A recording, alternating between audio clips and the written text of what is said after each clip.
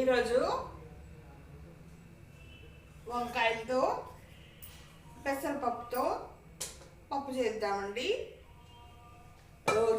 ప్రతిరోజు short videos చేస్తున్నాం కదా, ఈరోజు లాంగ్ వీడియో చేద్దాం.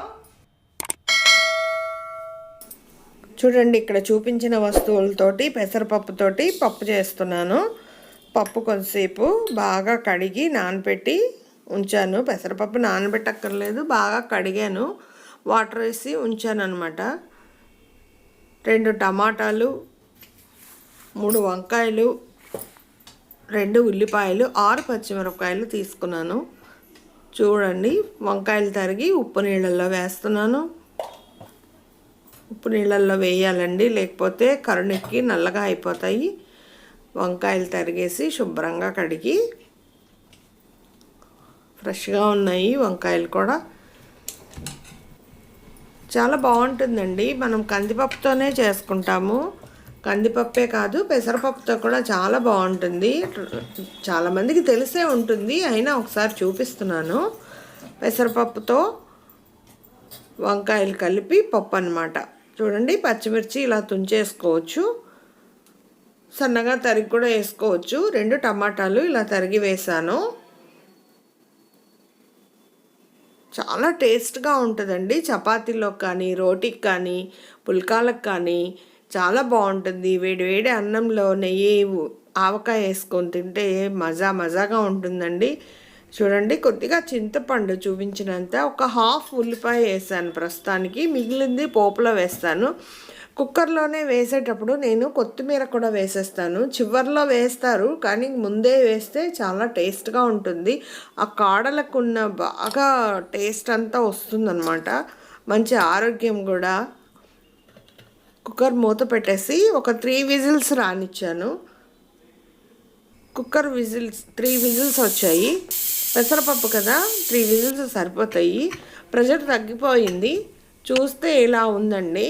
చూడండి, ఓపెన్ చేసి చూశాను, బాగా అంతా ఉడికిపోయింది. ఇక మెదుపుకొని పోపు పెట్టుకోవటమే అన్నమాట. ఇప్పుడు సాల్ట్ వేసి స్మాషర్తో బాగా స్మాష్ చేశాను. తగినంత ఉప్పు చూసి మీరు వేసుకోండి, మీకు ఎంత కావాలో. ఒకవేళ కారం సరిపోకపోతే కొద్దిగా ఎండుమిర్చి పోపులో వేసుకోవచ్చు. నేను పచ్చిమిర్చి ఇక్కడ కారంగా ఉన్నాయి, అందుకని నేను 5 తీసుకున్నాను. పోపు చూడండి, ఇవన్నీ పోపు గింజలు. జీలకర్ర వేసాను, ఆవాలు, మినపప్పు, శనగపప్పు, జీలకర్ర, ఒక ఎండుమిర్చి కూడా వేసాను. కొద్దిగా దూరగా వేగిన తర్వాత పోపు పెట్టుకోవడంలోనే ఉంటుందండి కర్రీ రుచి అంతా.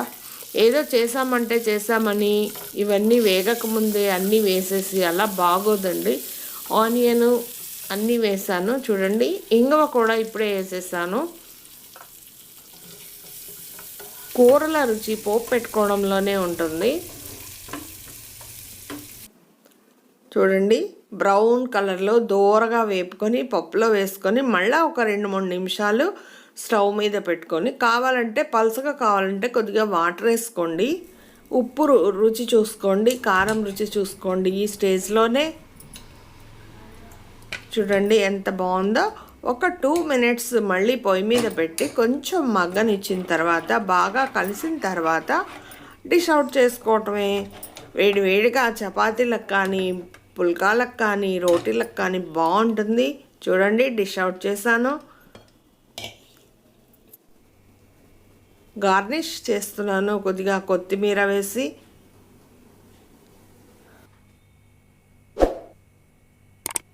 పెసరపప్పు వంకాయతో పప్పు చేసామండి. ఎప్పుడు కందిపప్పైనా పెసరపప్పు కూడా వేసుకోవచ్చు.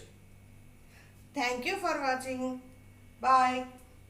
లైక్ చేయండి, షేర్ చేయండి, కామెంట్ చేయండి, బెల్ ఐకాన్ ప్రెస్ చేయండి. చేసే ప్రతి వీడియోస్ ఎనేబుల్ చేసుకోండి, నోటిఫికేషన్స్ వస్తాయి. షార్ట్ వీడియోస్ ఎక్కువ చేస్తున్నానండి, లాంగ్ వీడియోస్ కూడా చేస్తాను.